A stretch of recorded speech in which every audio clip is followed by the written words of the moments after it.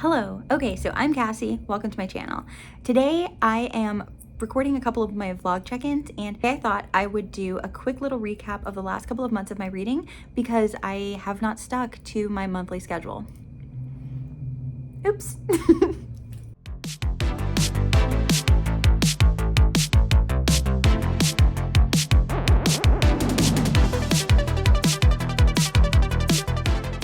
So as you probably know from my previous videos, I live in my car. Right now I'm in a hotel, which I'm very grateful for, but I'm only gonna be here for a couple more days, so I thought I would do this check-in. I'm a little bit late on a couple of the months, so I'm combining all of them into one. This is gonna recap everything that I read in April, May, and June, not counting July. I did talk about some of these books, especially the ones I'm gonna talk about for April, in actual dedicated reading vlogs, like my hotel reading vlog and stuff like that. So if you're interested more about my thoughts on those, and I don't say too much here, go check those videos out and subscribe to my channel if you want. You don't have to, no pressure. So because of the whole car situation, my reading has lessened a little bit.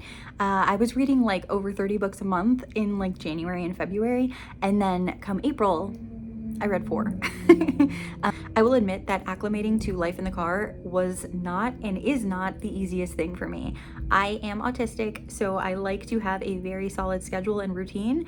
I like my particular things in particular places, and I like being surrounded by tall stacks of books. And all of that is pretty much impossible right now. So my whole life is focused on just getting better at adjustment. And I'm trying. As you'll see, I did start reading a little bit more as time went on, even if not like in terms of the number of books, but like the number of pages in a book. I have to feel really comfortable to get absorbed into a very long book. So the fact that I was able to read anything that was like 500-ish pages during this time has been pretty great. But yeah, let's just get into this really quickly. This isn't going to be too long because I just posted a recap of everything that I read up until this point in the year, and it was 92 books long. So that was like an hour-long video, and my throat hurts from talking just thinking about that. So I'm going to make this a lot shorter. So let's get into April. Also, something that I've been wanting to do a little bit more of now that I'm getting a little bit more comfortable with editing is making little illustration type things that go in my videos. Like, I don't know, well, like this thing that's about to come up. So you'll probably see more things like this if I'm able to, because it's fun for me. So without further ado, here's everything that I read in April. Do you see that? Like, do you see the little, yeah. Okay, sorry. So the first book that I read in April was The Only Survivors, and this was the very first book that I finished after moving out of our house and into our car. I felt so accomplished. I didn't read this until like the middle or toward the end of April, but I was so happy. We were actually indoors, and this is part of my hotel reading vlog. So this one and the next one are both covered completely in that video if you want to go. It's a few videos ago, but yeah. This is not my first book by the author. I have not really enjoyed the last couple of her releases, but I did like this one a little bit more. I don't know why I keep buying her books, honestly. Like, you would think that if you have like so many misses from a single author, you would just stop, but I am a persistent bitch and I just keep going. Yeah, I don't know. I don't know what's wrong with me. Next, I read Tombs, and that is Junji Ito's like latest release, or it was at the time, I think. Probably not now. I don't know. He comes out with books really quickly. But this one was okay. I honestly don't remember too much of it now because I think I've read a couple of other of his books since then, like collections, and they do tend to blend together because a lot of the themes in his stories are the same. And if I recall correctly, the few stories in this one actually felt very reminiscent of other ones that I'd read in collections that I'd found to be a little bit superior. So I think I gave this one like maybe 3 stars, 3.5, 4, I don't know. It was pretty mid. Like, if you like the author and you like his illustration style and stuff, you will like this one, add it to your collection. But I wouldn't suggest starting with this one if you're new to Junji Ito stuff, because there are better collections out there, so yeah. And then the last book I read in April was I Saw You That Night. And this, I was going to be doing a 24-hour reading vlog. We went to a hotel in a place that's like 2 hours away from where we are now, and we were potentially looking at a place there, but the guy that we met with like completely screwed us over. It was a poor experience. I'm not even going to dwell on it, but it was obviously a few months ago and I'm still salty. So it was disappointing to say the least. It completely derailed my little like 24-hour reading vlog because just I don't deal well with disappointment and bad news, and it was a lot of that. So This was just like a very silly, like summery kind of thing. I would recommend this if you were looking for something that would make you feel like nostalgic and you read these kinds of books when you were a teenager, but I would not recommend this just for like normal fun reading. That's April. Now let's move on to May. I love these little things. So May, I actually had a pretty decent reading month in terms of like the volume, like the number of books that I read. Obviously it's like quality over quantity and all that, whatever. I'm here for the quantity, especially when I haven't been reading at all. Like, it makes me feel bad to only read 4 books in a month when I'm used to reading 40, you know? Like, that's just a personal me thing. I'm not comparing myself to other people. I'm comparing myself to past versions of myself, and I'm not happy with how I'm measuring up. And, okay, look, I know I'm under a lot of stress. There's a lot going on. I live in my car, whatever, yada, yada. I need to be reading more. So I started off May with Beware What You Wish. I think it was called Beware What You Wish, not Beware What You Wish For. I could be wrong. I don't know. This is a Charmed book. I love Charmed. I have loved Charmed since I was like a youngin', well, you know, a teenager. The episodes, like reruns, used to come on in the morning right before I would leave for high school. And then they would have more reruns in the afternoon playing when I would get home. So like it was timed so perfectly that I would leave the house after watching it and then come home and immediately watch it again. And it's just so much fun. I really love, I've seen all of the episodes so many times. It's probably like one of my first comfort shows that I would watch over and over and over again. I quote it a lot. Yeah, it's a part of young Cassie that's very, actually, if you can see, I don't know if you can really, it's upside down. I don't know if you can see this, but this tattoo right here says vulgar because I was 16 when I got it. But it's actually in the font of the Charmed font, like the TV show font. So fangirl status, I guess. Yeah, so I decided to read this. I've never read any of the other novelizations for Charmed. I probably won't pick any more up, honestly. It wasn't very good. It was okay. I can understand why this didn't get made into an episode because it wasn't very good. I don't know. It wasn't like the writing or anything, you know, it was just the plot. It was boring. Like, it was a little bit silly, like about like a businessman that they had to stop or protect or something. Like, I don't know. It was convoluted. And the best part about it was just like the sisters interacting with each other, because that felt very familiar because they were still the same sisters, you know, from the show. And the person who wrote this book, actually, I believe that they worked on the show as well, maybe like as a writer or something. I don't really know. I didn't do any research before doing this, so yeah. I'm so giggly in this video, I'm sorry. The next book I read in May was Burnt Offerings, and this is one of my favorite of the first like 10 Anita Blake books, which that's very specific, but there are a lot of them, and this is one of my favorites. It introduces a couple of characters, or like has more parts of a couple of characters that I really like, specifically like Asher and Nathaniel, and it also just has like some cool stuff in it. It's named after a cool like old movie. They reference that and mention it in it. Like, I don't know, it's just, it does a lot for me and I like it. This is a lot of fun to read. I haven't been as devoted to my Anita Blake reread marathon type thing for the series as I would like, so I'll probably go back to that soon. I did start the book after that one, and I have not finished it yet because it focuses on like one of the side characters that I don't particularly care for, which honestly, it says a lot about me that the one I don't really care for is the one that she doesn't try to have sex with. I'm here for one thing and one thing only.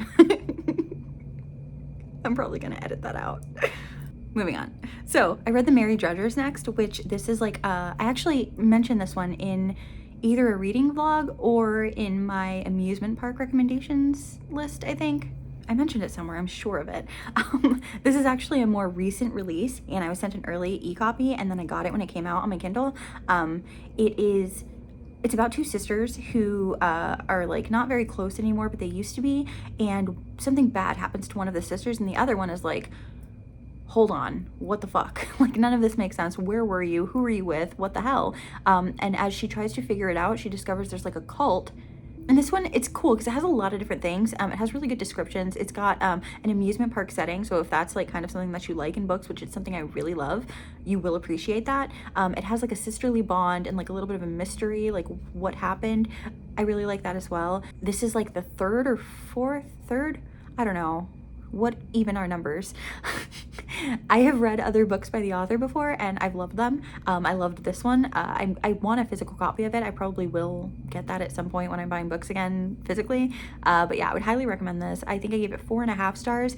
My only like one small thing was just that I think the ending was maybe not as clear, or like not as like tightly wrapped up, or I still had some questions at the end of it. I don't know, watch the other video for what I said. Look, I'm not firing on all cylinders right now, okay? So just leniency is what I request. The next book I read was Wonderland, and this is by an author that I've also read other books by. This was one of her earlier books, and I didn't particularly care for it. Again, amusement park setting, so I do like that, kind of like carnival vibes, but it wasn't very good. There were twists and things that I felt were unnecessary, and I'm a girl who loves twists. Like, I consider myself a little trickster. I love putting twists in things. I love twists in things that are given to me. I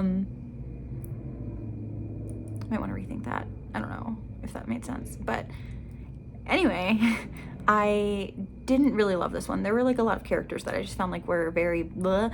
And then there was some backstory stuff that was mentioned for the main character that I didn't care about and don't see how it was relevant at all. I don't know why I had to sit through that, but if you're curious, go check it out. I would definitely recommend some of the author's newer books, more so than this one. I think Jar of Hearts is one that I read and really liked, and there are a couple of others. I'm not good with names, so. Okay, next I read The Gargoyles Captive. I've been so excited for this one. It is in a series that I've read the other 3 books, and there's another book coming out that's not out yet till like 2024 that I'm so excited for. It focuses on a character that I'm really interested in, or like intrigued by, that we haven't really gotten to meet, or that we've only gotten to really meet and haven't really like. Anyways, I'm getting ahead of myself. This is a smutty book about gargoyles. I mean, not just gargoyles too, like there's a girl, a human girl, and then a gargoyle man. So I don't know what else to say. If you were here for my like smut reading vlog that I did when I first started my channel, I think to this day it's probably still my most popular video, which I mean isn't saying much, but people liked it. This is a continuation of that kind of, because this book is in the series that I read those other books for. Yeah.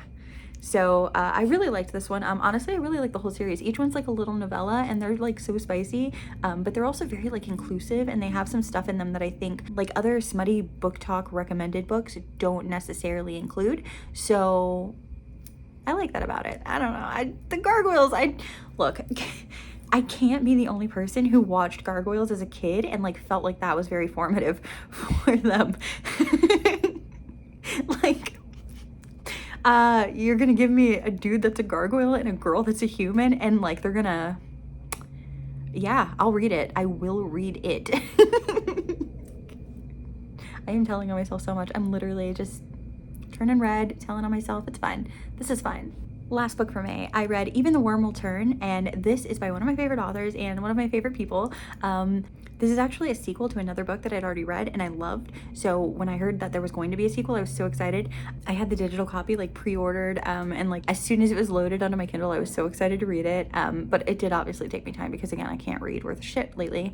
I loved this one. I sometimes struggle with sequels because they don't directly continue what you loved and had in the first book, and this one I think had such a good blend of like nailing it like as a continuation, but also changing it just enough like from a different perspective that you're still very interested. I loved it. I don't know, I don't really know how to talk about this one without telling you about the first book, which I'm not gonna just go into all of it. I would honestly probably confuse myself trying to figure out like which parts were from which book. But if you like Lovecraftian sort of like cosmic horror, I would highly recommend this. Honestly, just get like the first book and the second book together because they're so short that you could just read them back to back and it would still probably like equate to like a normal like novel or whatever. So that could be just like a good afternoon of reading for you. Okay, so moving right along to June. I don't know why I keep doing that. Okay, so actually for June, I did read another Anita Blake book, and that one was Blue Moon. And that one focuses on like a lot of the werewolf stuff. It's okay. I'm more interested in the other were animals just because I feel like they're not like overplayed. I don't know. I sound like a little edgelord when I say stuff like that. Like, vampires are cool because the werewolves are a little overplayed. Like, who am I and what are you talking about? Like, vampires are everywhere. Anyway, so I like the vampires, I like the were creatures other than the wolves. I think my main issue with the wolves, honestly, because it's not even just werewolves as a whole, like I think werewolves are cool, but Richard in the books, he's insufferable. Like, he is awful. I cannot stand him. He's so boring. He's so basic. He's like the grossest oatmeal basic. Ugh. Ugh. I just don't like him. And everything that has to do with him makes me furious and upset. So, and this whole book focuses on him. And like, the premise of this one is like, he is arrested in a different state and city for rape charges. And Anita's like, Richard would never do that. Which, just as a premise, like, I don't know that I'm okay with that. And I will say, like, in the story, like, they explain it that it was like a frame job, like whatever, but I feel like that's not something that we need to write, like a woman crying fake rape, you know? Like, I don't know, it's maybe a product of the times, I have no idea. It's not my favorite, and it doesn't help that it includes and has to do with the main character who I cannot stand, like. And so I think that did dampen my enthusiasm for the series a little bit, not as a whole, because I do love it, but like, you know, it kind of like put the brakes on me. Like, I was going full steam ahead with all of these books in my reread, and then I got to the one with focusing on him, and I'm just, but I did start reading the next one that comes out, because I finished this one in June. So I did start reading the next one, and it has another character that I don't particularly care for, but I don't hate him. So it's fine. And if you know, it's Edward. He is just like a cool character. Like, he's very interesting. He's like this hitman sort of dude. But why am I even talking about this? That's a book I'm reading right now in July. Cassie, focus, girl. Like, can you just get your shit together a little bit? Like, just a tiny bit, please, please. We're almost done. So my Patreon book club, I actually started this recently. I started it in June, and I'm posting a poll to let my patrons vote on which book I read that month. And then at the end of the month, I'm going to share a reading vlog for me reading that book specifically, going into spoilers, doing my reactions to everything. And it's going to be like a Patreon exclusive vlog. So I started that in June, and I read Court of the Vampire Queen, which they voted for. Thank you to my patrons for voting for the vampire smut for me, because as we just went over, that's my jam. I don't know what it says about me that I like gargoyles and vampires that are like these unreachably cold creatures that do not seem like they love. Something to discuss with the therapist I can't afford. Anyway, this book was like almost 500 pages, and it was a lot of smut. I didn't fully know what this one was going to be about before going into it, and it's about a girl and her 3 vampire dudes. Like, yeah, it's like a poly vampire smut book, and I'm pretty sure in my like exclusive Patreon vlog I used the term spit roast like 3 times, so do with that what you will. I liked the book. It was honestly fun. There was like a little bit of like a political thing going on. It was a very small portion of the book, but there was an actual plot to it. And the main character, actually, I totally forgot to mention this, but that Gargoyle book and the series that it's a part of that I was talking about, this is the same author. And the character, Mina, from this vampire book, she is actually like a small mention in the Gargoyle book, because the girl and the main character, Grace, from the Gargoyle book, is actually like a side small character in Court of the Vampire Queen. So that's very interesting. It's very fun for me. Since I was a kid, since I was a teenager, I don't really read a lot of series anymore. So it's not very frequently that I would see a single character referenced throughout multiple different things.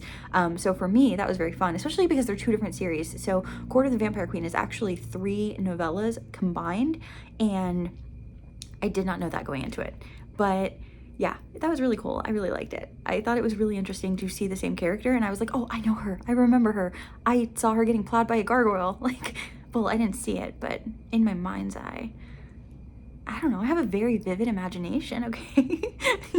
Let's just move on from that. So the last book that I read for June, and the last book I'm going to talk about in this video, is Something in the Water, and this was a huge disappointment, so we're going out on a sour note. I did not like this one. This is a thriller about a couple, and the couple had no chemistry. They didn't even seem to like each other, despite the woman constantly talking about what a hottie her husband was. It was very weird for me. The first chapter completely pulled me in. There's this woman like digging a grave, and at the end you find out who the grave belongs to and like what she's doing, and you're like, how did she get here? What happened? But the payoff for finding out how she got there and what happened was not enough for me. It was not satisfying, and I don't want to talk about it anymore. I don't know what else to say. I have had like a long run of thrillers that did not thrill me lately, and that sucks because it's like one of my favorite genres. I don't know if I'm just like burnt out on that genre or what, but lately the books have not been hitting for me, which sucks. So yeah. Okay, so that's it. We did it. We made it through. This is a little bit longer than I intended, and that's just because I talk so much. I don't know. I just need to hopefully I'm going to be able to do one of these at the end of July, and I won't have to do like 3 months at once, but I've only read like 2 books so far in July, and we're in like the middle of the month almost, so I don't know, we'll see. I did just recently pass 100 books read for the year, so I think I'm at 103 right now, which is wild. I'm very satisfied because my goal for this year was like 50. I knew it was going to be difficult because I knew that we would have like an uncertain living situation. I didn't know quite how uncertain it would get, but yeah. But as per usual, I'm doing my best. Hopefully, if I can get a wrap up for the end of July, it'll include enough books for me to stretch out and talk about for a while. But if I can't, I will probably do another 3-month wrap up. July, August, September. Yes. Okay, so I will possibly see you again in September. Thank you so much for hanging out with me. If you liked any of the books that I read, or if you disliked any of the books that I read, and specifically if you disliked the books that I disliked, I would love to talk to you about it because I'm seeing a lot of people post like really positive things about some of the books I've been disliking lately, and that's fine. We all have different opinions, but it makes me feel so alone. Like, is there something wrong with me that I just don't like this? So if you also don't like something I don't like, I would love to hear it. But either way, if you loved it, I'll listen to that too. Like, I don't care. It doesn't matter. I'm happy you liked it, but yeah, okay, I'm talking too much again. So thank you so much for hanging out with me. I will see you in my next video. Bye.